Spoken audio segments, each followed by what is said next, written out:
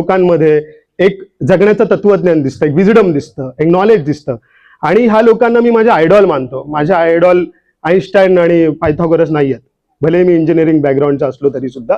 कारण ज्यावेळेस तुम्हाला रिअलायझेशन यायला लागतं की जगातली एक खूप चांगली क्लायमेट फ्रेंडली टेक्नॉलॉजी तुमच्याकडे आहे.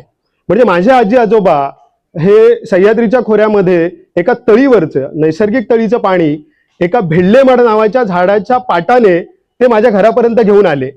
त्या पाटावरती आम्ही भातशेती केली. त्याच पाटाच्या पाणी पिऊन आम्ही जगलो, वाढलो.